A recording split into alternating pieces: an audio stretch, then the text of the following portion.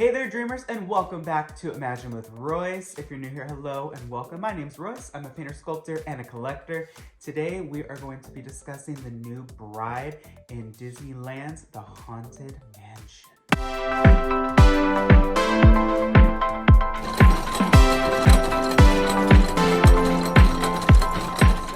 I am actually a humongous fan of upgrades and changes and enhancements to existing attractions coming from the Walt Disney Imagineering Anaheim division, where we worked with SQS Services, which primarily just nurtures and cares for Disneyland. We didn't do a whole lot of new attractions and new figures and animatronics, so to me, seeing something like the bride is just really exciting for my old team. So let's take a look at her.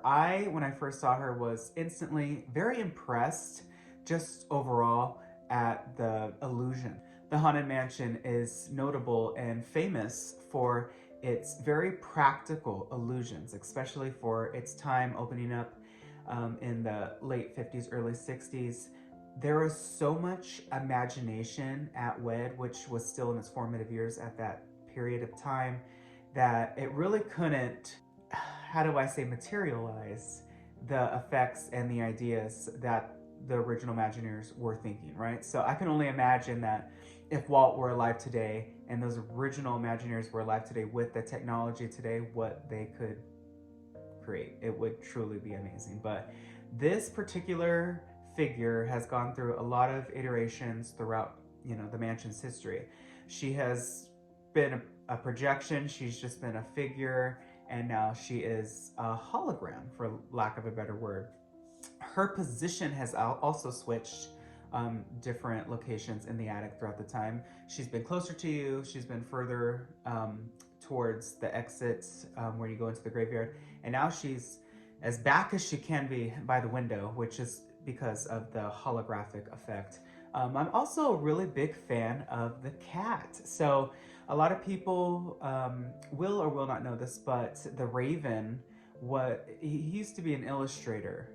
So that's why he's located in different parts of the mansion. You see him near it's a viewing, technically. It's like the coffin, right when you get into the mansion. You also will see him near Madame Leota, and then again in the graveyard scene, and then right before you exit to the Hitchhiking Ghost. So he was supposed to be an illustrator of kind of things that are happening and things that you see within the mansion, but he was taken into just more of a figure, more so than a narrator. But that Raven used to be a cat, a one-eyed cat.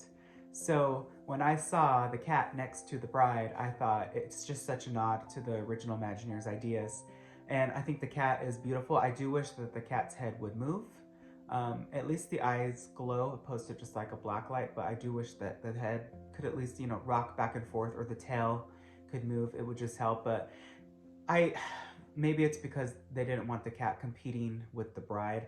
There's a lot to see. The bride, you see, to the left, and then immediately you go and you see the hat box goes to the right pretty simultaneously. So there's a lot of new technology and a lot of new figures very close together, which is beautiful. I think that it's just the evolution of the mansion and bringing forth those original ideas that can now be accomplished with modern technology and modern illusions.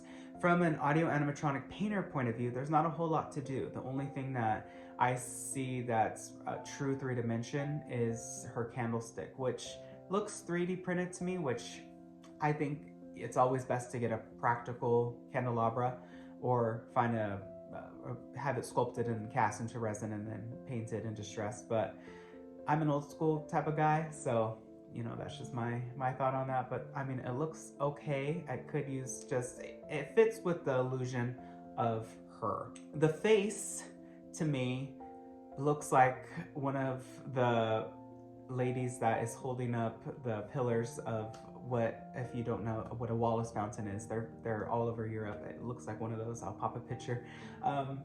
Very European.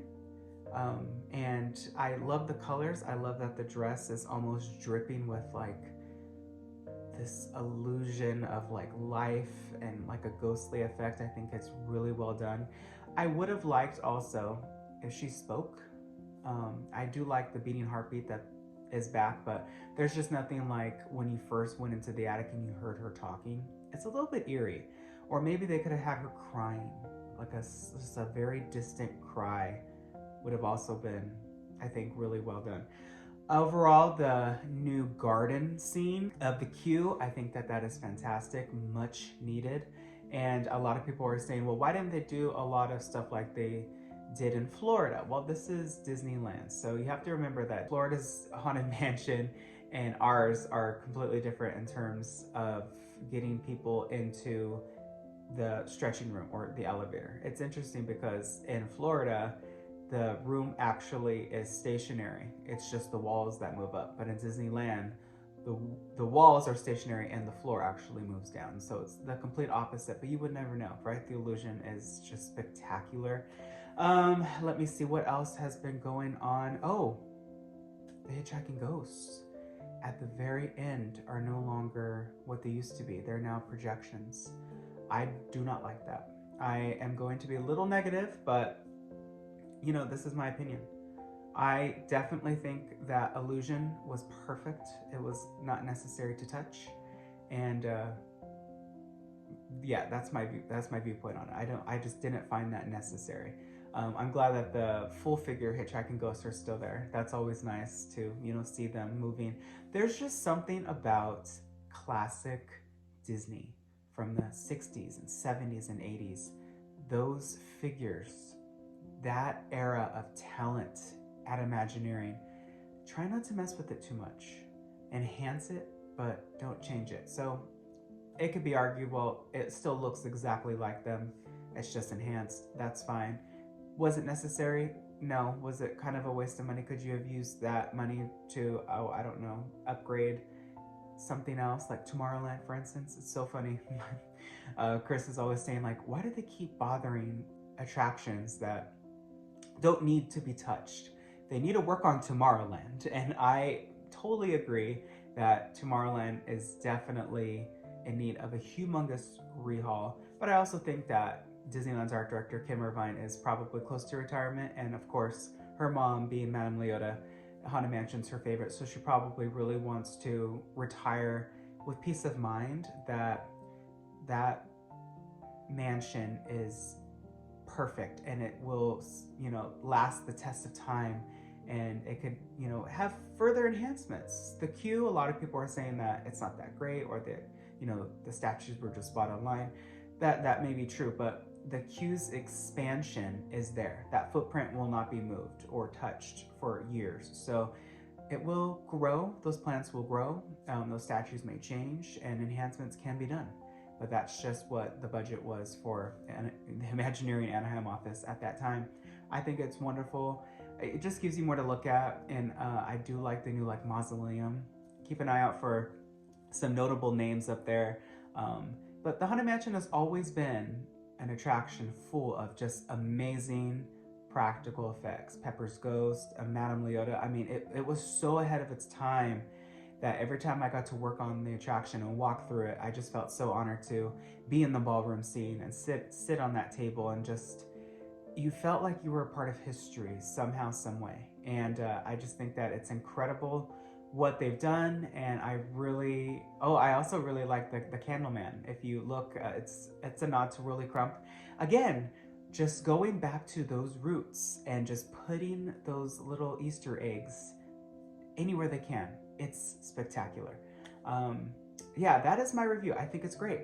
I think that it needed an upgrade, and I think that it's perfect, and I think that it kind of sets the scene for the hitchhiking ghosts, you know, the fun music. It's such a contrast, right? Because Disneyland's Haunted Mansion, it goes into like a spooky hallway, and then it goes into Madame Leota, which really kind of builds you up to the ballroom, which is really happy, and you know, you hear the organ and the music, and then you go into a dark room with a heartbeat, and then you go into a happy, you know, graveyard scene.